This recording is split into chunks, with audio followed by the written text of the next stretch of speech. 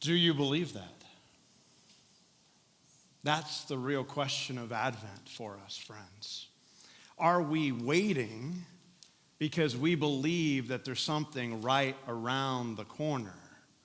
Or have we just simply given up and we're just here? This is the two choices, the two paths that are presented to us in Advent. We can wait because we've given up, or we can wait with expectation. And my hope is that you will choose the path of expectation, that you will choose the path of saying there is something right around the bend, that night is not the end, but there is joy that comes in the morning. Do you believe in joy? Do you believe in delight? Do you believe in real happiness? If you're like me, you've read a lot of self-help books in your life. Because some of us need a little bit more help than others, right? And some of us are just interested in that stuff, and some of us just endlessly go, you know what?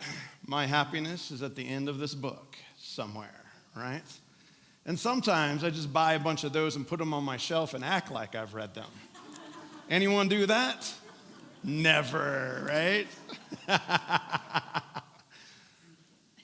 Because somewhere in there, there's this expectation, there's this waiting of going, maybe, just maybe. But the problem is, in fact, the problem far too often is, those books actually collect dust on our shelves. And they collect dust in our hearts. Because we don't actually believe that joy is possible. Now, we live in a society that in one sense is obsessed with happiness, right? I mean, that's why that self-help section exists, right? We are obsessed with finding a deep sense of success, right?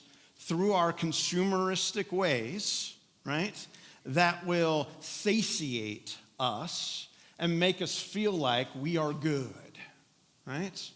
And in fact, I mean, let's be honest, we all want that, right? Like, of course, I want to wake up and go, I have nothing to worry about in the world.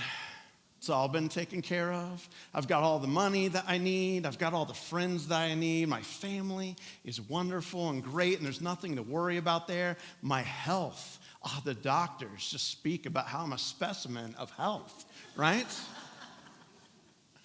And my neighbors are great, and they all vote the same way I did, right? And when I turn on the news, whether it's on my device or on a larger screen, they just talk about all the great things in the world, right?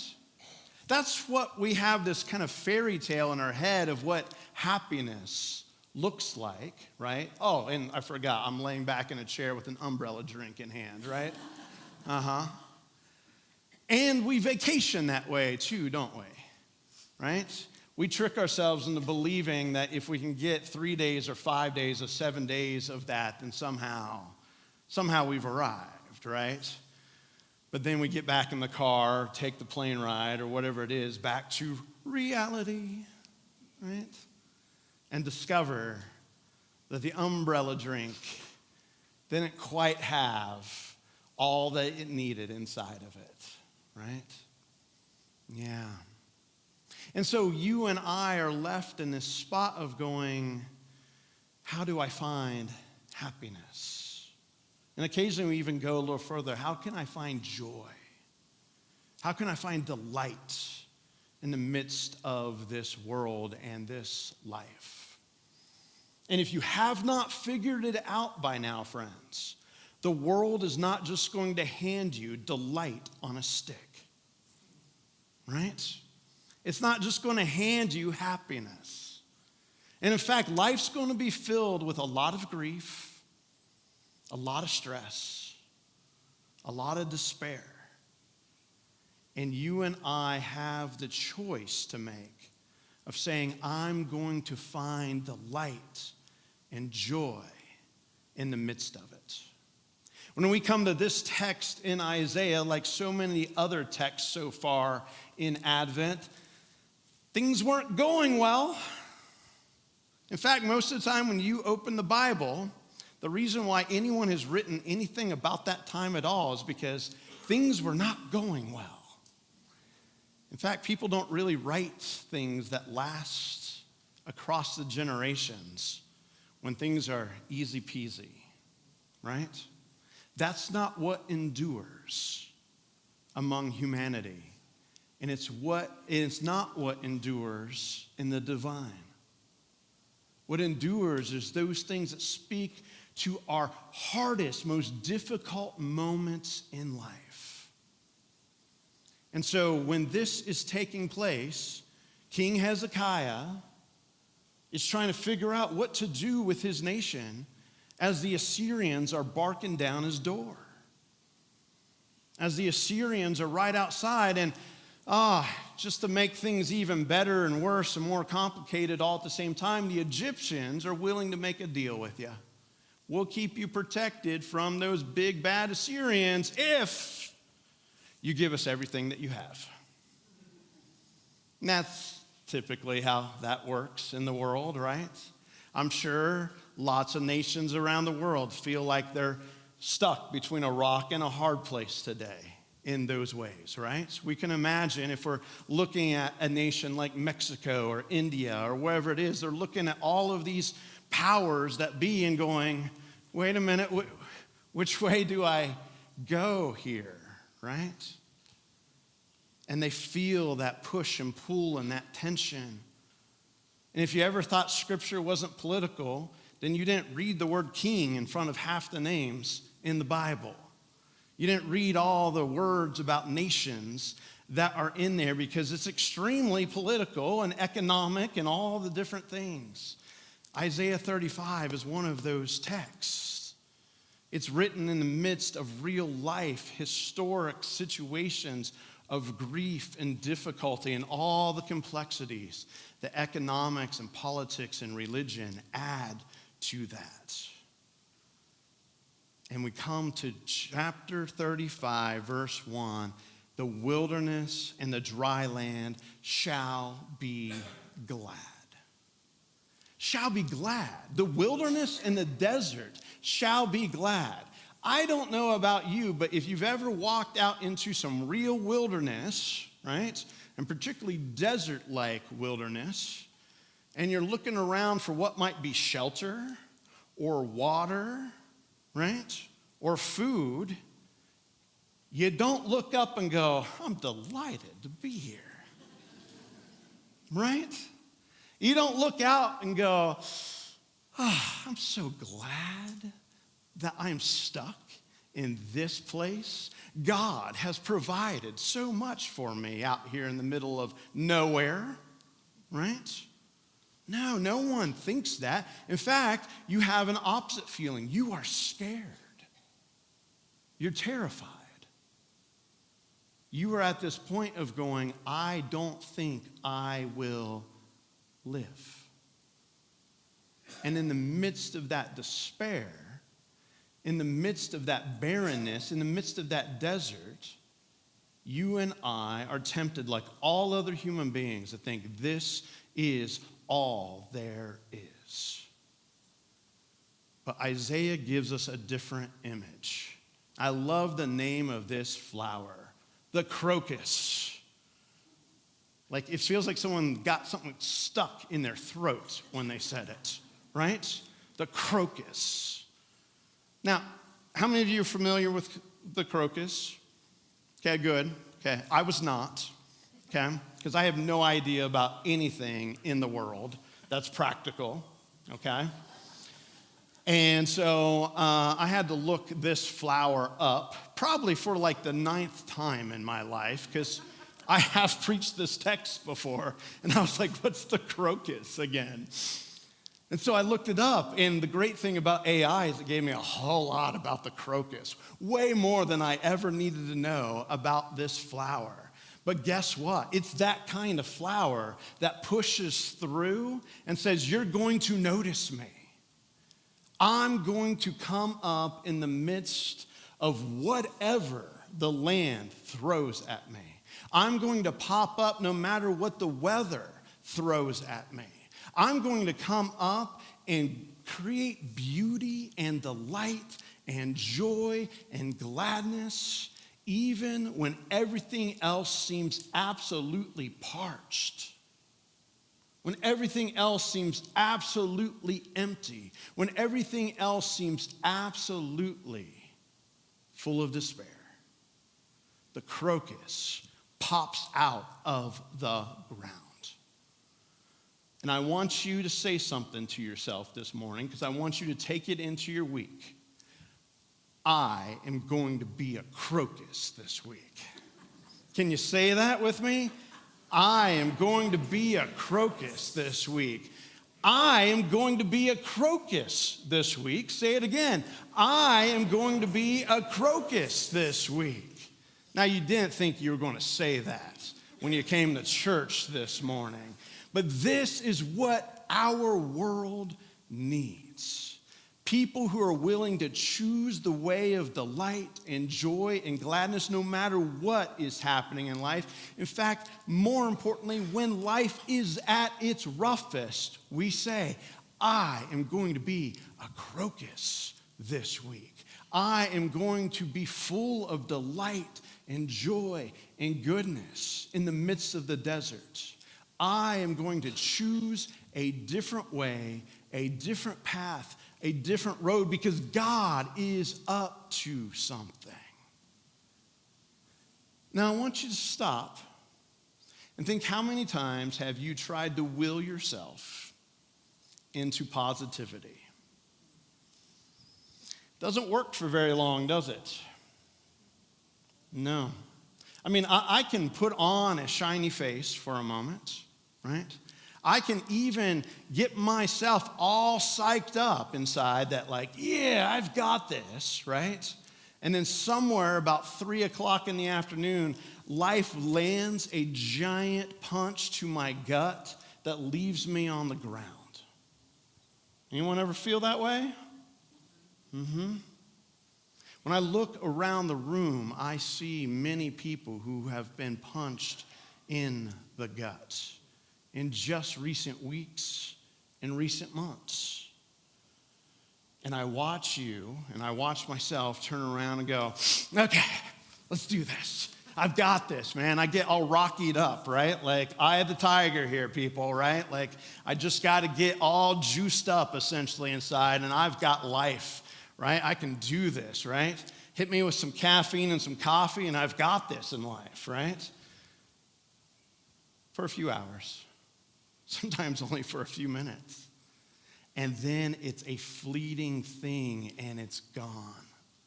Because it wasn't founded in anything real.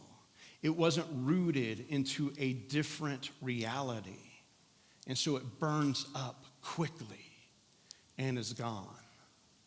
Isaiah 35 gives us real ground to root this joy, this delight in. Isaiah 35 looks at us and says, there's a different reality right around the corner. God is up to something in our world. God is about to do something that we didn't think possible. So strengthen the weak hands. Make firm the feeble knees. Say to those who have a fearful heart, be strong. Do not fear. Here is your God. And here's the part that I want you to pay attention to, because this is what our world often needs and sometimes runs counter to our fairy tale suburban Christianity. God will come with vengeance, with terrible recompense. God will come and save you. Do you hear those words? Now, sometimes we shrink back from that kind of Old Testament language, right? Oh, there's this God up there who's going to whack at me for all the bad things I've done. Or if read in context, God's going to do something about all the horrible things going on in the world. God's going to come and be that strong, mighty force in life that shifts everything, that transforms things, that enacts justice in the world, that comes into a situation that says, I'm going to turn this place upside down. And so at this time of the year, we hear the echoes, the undertones of Mary herself and her Magnificat as she sings, as she prays, as she pleads with God to bring down the mountains and lift up the valleys. Because the world needs righted. The world needs turned upside down.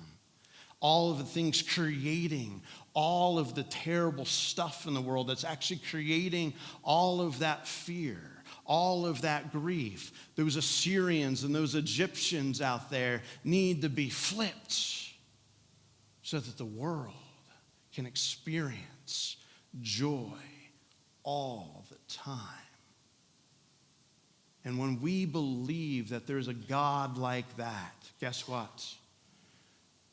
I can put a smile on my face, not because I'm forcing it, but because I know how the story ends. I know what's about to happen.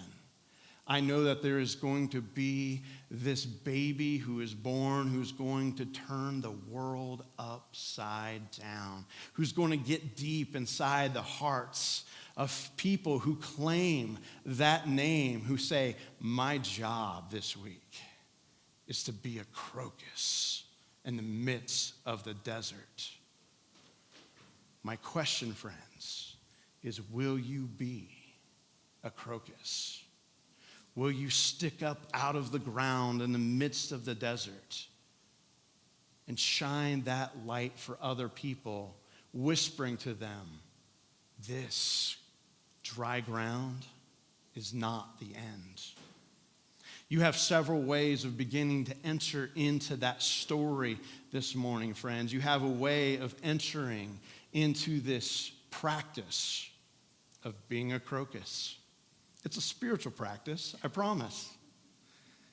I want you to grab that Grace Steps flap off of that piece of paper right now.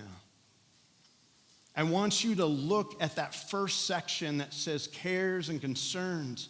I want you to think about, what is the desert that I am in right now? What is the desert our world is in right now? And what do you need to write in that section that is honest about the desert that you and I are in?